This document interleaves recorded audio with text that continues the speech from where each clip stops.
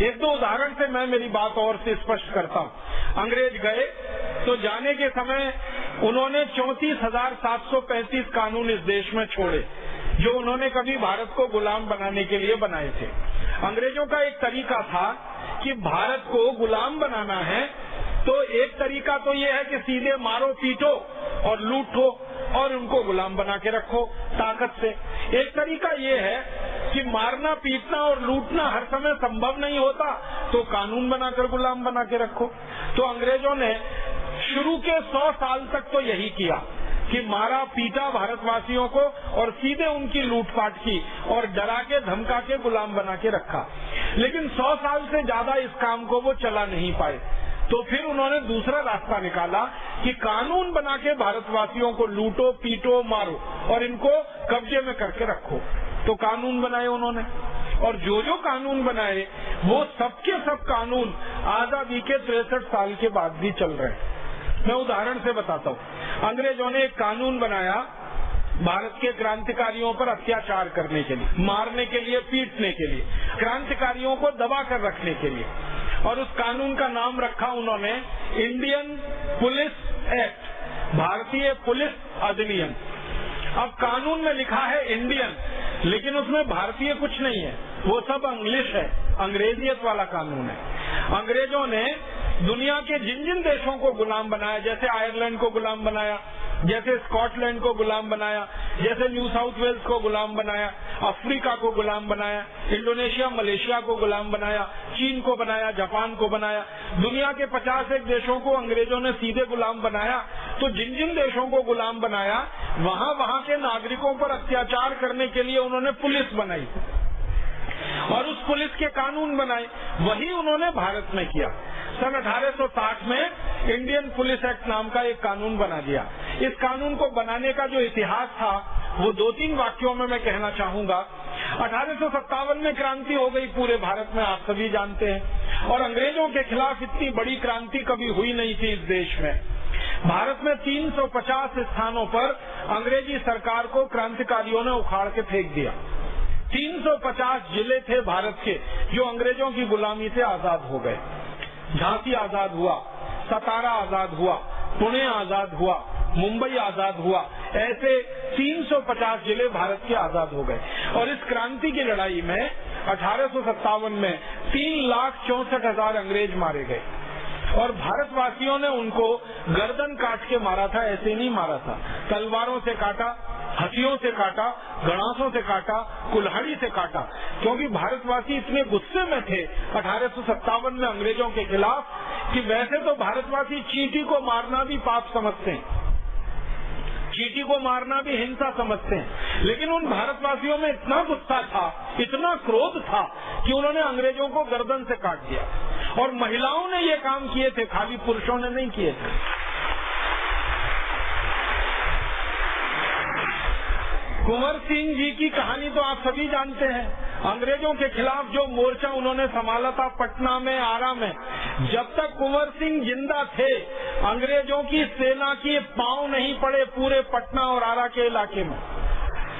अपनी फौज की ताकत से वो लड़ते रहे थे और वो 1857 के हमारे देश के अमर शहीदों में उनकी गिनती होती है। और उनकी फौज में, उनकी सेना में सबसे हैरान करने वाली बात ये थी कि जितने पुरुष थे उतनी महिलाएं थी उनकी सेना में। महिला और पुरुषों की संख्या बराबर थी और महिलाएं भी उतनी दक्ष थी कि जो बंदूक से गोलियां चलाती थी अंग्रेजों के ऊपर। ऐसे बहादुर लोग इस देश की 1857 की लड़ाई में 7,32,000 थे, एक दो नहीं थे। भारत में उत्तर में जाओ, दक्षिण में जाओ, पूर्व में जाओ, पश्चिम में जाओ, हर जगह ये लड़ाई चल रही थी। नाना साहब पेशवा ने लड़ाई शुरू जरूर की थी, लेकिन नाना साहब पेशवा की लड़ाई 7,32,000 क्रांतिकारियों की लड़ाई बन गई थी और पूरे भारत में 3,64,000 अंग्रेजों को क्रांतिकारियों ने मार डाला था, खत्म कर दिया था। अंग्रेजों की सरकार खत्म हो गई थी। तब अंग्रेजों की संसद में इस बात पर चर्चा हुई कि आगे भारत को फिर से गुलाम बनाना हो तो क्या करना चाहिए। तो भारतवासियों में अंग्रेजों के खिलाफ बगावत पैदा ना हो, इसके लिए पुलिस व्यवस्था करनी चाहिए, पुलिस बनानी चाहिए, ताकि ये पुलिस अंग्रेजों की तरफ से भारतवासियों को दबाकर रख सके और इनके ऊपर जरूरत से अत्याचार कर सके। 1860 के पहले इस देश में अंग्रेजों की पुलिस नहीं थी, अंग्रेजों की सेना थी, उनकी मिलिट्री थी। 1860 के बाद उन्होंने सेना के साथ पुलिस की भी स्थापना कर ली और इसके लिए पुलिस एक्ट बना और इसमें अंग्रेजों ने कानून बना दिया कि जो भी पुलिस अधिकारी होगा वो भारतवासियों पर कितना भी अत्याचार कर सकेगा, लाठियों से मारेगा, लाठियों से पीटेगा और अगर कोई भारतवासी उसमें मर भी जाए तो अंग्रेज अधिकारी को कोई दोष नहीं लगेगा, उसको कोई दंड नहीं होगा। ऐसी व्यवस्था की थी। इसको अंग्रेजी भाषा में कहा जाता है right to offence. Right to offence माने अंग्रेज अधिकारी किसी भी भारतवासी को मारे पीटे और उसका सिर भी फोड़ दे और उसमें हत्या भी कर दे उसकी, तो अंग्रेज अधिकारी को दोष न लगे। ऐसा नियम राइट टू ऑफेंस। और भारतवासियों को कोई भी मारपीट अगर हो रही है तो उससे अपना बचाव करने का मौका न मिले, ये राइट टू ऑफेंस। अगर अंग्रेज अधिकारी लाठियों से पीट रहा है, आपने उसकी लाठी पकड़ने की कोशिश की तो आपके खिलाफ मुकदमा बनेगा, अंग्रेज के खिलाफ नहीं बनेगा। ऐसी व्यवस्था उन्होंने की इंडियन पुलिस एक्ट में। इस कानून को 1860 में लागू किया गया और इसी कानून की ताकत से भारत के क्रांतिकारियों पर भयंकर अत्याचार किए गए। एक उदाहरण तो मैं जरूर दूंगा आपको। हमारे देश के एक महान क्रांतिकारी थे लाला लाजपत राय। उत्तर भारत के सबसे बड़े क्रांतिकारियों में उनकी गिनती हुआ करती थी। उस समय लाहौर भारत का अंग था, पाकिस्तान का बंटवारा हुआ नहीं था, तो लाहौर में लाला लाजपत राय अपने क्रांति वीरता का काम किया करते थे। अंग्रेजों ने एक कानून बनाने के लिए कमीशन नियुक्त किया था, उसका नाम था साइमन कमीशन। वो भारत आया था और भेजा गया था उसको कि कुछ और कठोर कानून भारत में बनाकर लागू किए जाएं। तो साइमन कमीशन का विरोध करने के लिए लाला जी ने एक जुलूस निकाला था, निहत्थे लोगों का जुलूस था, शांति प्रिय जुलूस था। उस जुलूस पर अंग्रेजों की पुलिस की तरफ से लाठियां बरसाई गई और अंग्रेजों की पुलिस ने जुलूस पर जब लाठियां बरसाई तो एक अंग्रेज अधिकारी हुआ करता था, उसका नाम था सैंडर्स। सैंडर्स ने जानबूझकर लाला लाजपत राय के सिर में लाठियां मारी। एक लाठी मारी, दो मारी, तीन मारी, 4, 5, 6, 10, 11, 12, 14 लाठियां मारी। परिणाम क्या हुआ? लाला जी के सिर से खून ही खून निकलने लगा। तुरंत उनको हॉस्पिटल ले गए, लेकिन हॉस्पिटल में उनकी मृत्यु हो गई। लाला जी के सिर पर लाठियां मारकर जिस अंग्रेज ने उनकी हत्या की उसका नाम था सैंडर्स। उस अंग्रेज अधिकारी को सजा मिलनी चाहिए, इसके लिए भारत के एक दूसरे क्रांतिकारी शहीद आजम भगत सिंह ने पुलिस में दरखास्त की, अपील की। उनकी दरखास्त पर पुलिस ने एक्शन लिया। बाद में अदालत में ये मामला गया और अदालत ने ये कहकर सैंडर्स को बाइज्जत बरी कर दिया कि लाला जी के ऊपर जो लाठीचार्ज हुआ है वो कानून के हिसाब से हुआ है, उसमें सैंडर्स की कोई गलती नहीं है। शहीद आजम भगत सिंह ने बहस की इस विषय में, तो उनका तर्क ये था कि लाठी मारने का नियम है कि कमर के नीचे के हिस्से में लाठी मारी जाती है, सिर पे लाठी नहीं मार सकते आप। लेकिन लाला जी के सिर पर लाठी मारी गई। शहीद आजम भगत सिंह के तर्क को अंग्रेजों ने माना नहीं और अंत में फैसला ये हुआ कि इंडियन पुलिस एक्ट कानून के हिसाब से सैंडर्स को यह अधिकार था कि वो लाला जी को लाठियों से पीटे। अब लाला जी की इसमें मृत्यु हो गई तो हम कुछ नहीं कर सकते, सिर्फ अफसोस व्यक्त कर सकते। तो सैंडर्स बाइज्जत बरी हो गया। तो भगत सिंह को गुस्सा आया और भगत सिंह ने ये संकल्प लिया कि लाला जी की हत्यारे सैंडर्स को अंग्रेजों की प्रशासन ने, अंग्रेजी न्याय व्यवस्था ने दंड नहीं दिया है। मैं संकल्प करता हूं कि सैंडर्स को मैं दंड दूंगा और इसको वहां पहुंचाऊंगा जहां इसने लाला जी को पहुंचाया।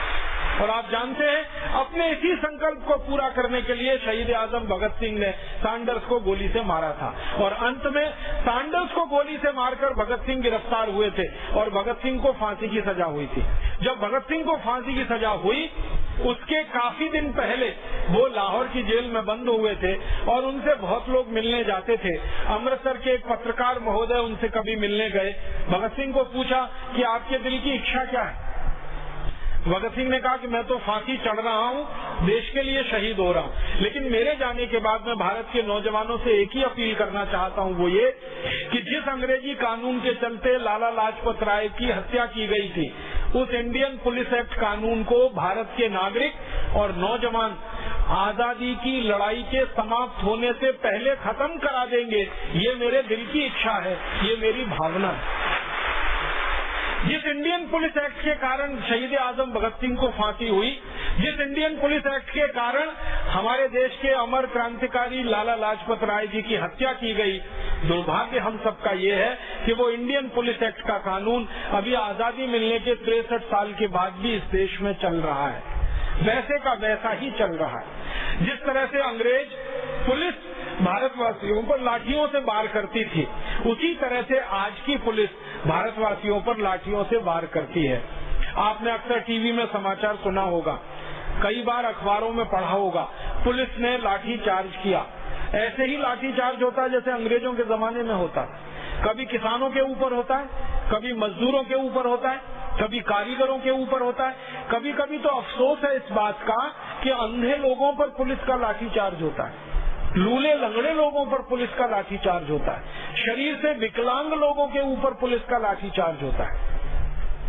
कई बार मैंने टेलीविजन पर मेरी आंखों से देखा है कि किसान पानी के लिए कोई अपना जुलूस कर रहे हैं, धरना कर रहे हैं, प्रदर्शन कर रहे हैं। पानी मांगने वाले किसानों के ऊपर गोलियां चलाई जाती हैं और किसान उसमें मारे जाते हैं। अपनी जमीन को बचाने वाले किसानों के ऊपर गोलियां चलाई जाती हैं, किसान उसमें मारे जाते हैं। पीने का पानी मांगना कोई जुर्म है क्या? अपने खेतों के लिए पानी की व्यवस्था की मांग करना कोई जुर्म है क्या? कोई अपराध है क्या? जिसके लिए पुलिस इतनी बड़ी सजा देती है कि किसानों को गोलियों से मार देती है, लाठियां मार मार के उनको लूलुहान कर देती है। अभी थोड़े दिन पहले हमने देखा दिल्ली में गन्ने का भाव किसानों को उचित मिलना चाहिए, क्योंकि चीनी का भाव बहुत बढ़ गया है, तो गन्ने का भाव बढ़ना चाहिए। चीनी अभी 40 रुपए किलो बिक रही है, 13 रुपए किलो की चीनी 40 रुपए किलो हो गई। तो किसानों ने कहा कि हमारा 125 रुपए क्विंटल का गन्ना 280 रुपए क्विंटल खरीदा जाना चाहिए। इसके लिए दिल्ली में एक धरना हुआ, प्रदर्शन हुआ। पुलिस ने लाठियां मार मार के किसानों की कमर तोड़ दी, उनके हाथ पैर तोड़ दिए। पता नहीं कितने किसानों को हड्डियां टूटी हैं, कितनों को प्लास्टर चढ़े। ऐसा हमेशा होता रहता है। कारण क्या है? पुलिस के पास वही हथियार है जो अंग्रेजों की पुलिस के पास था, और उस हथियार का नाम है इंडियन पुलिस है।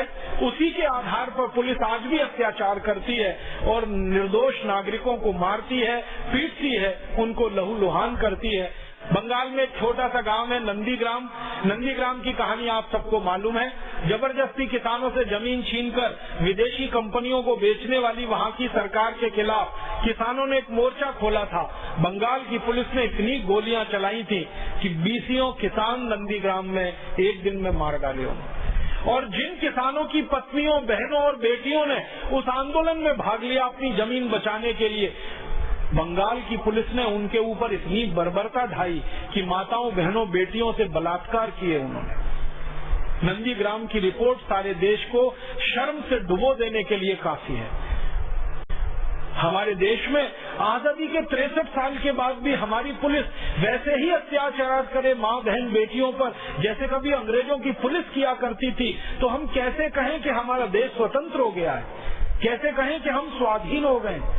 मुझे तो बहुत दिल में इस बात के लिए क्रोध आता है कि शहीद आजम भगत सिंह को हम कौन सी श्रद्धांजलि अर्पित करें, लाला लाजपत राय को हम कौन से श्रद्धा सुमन अर्पित करें।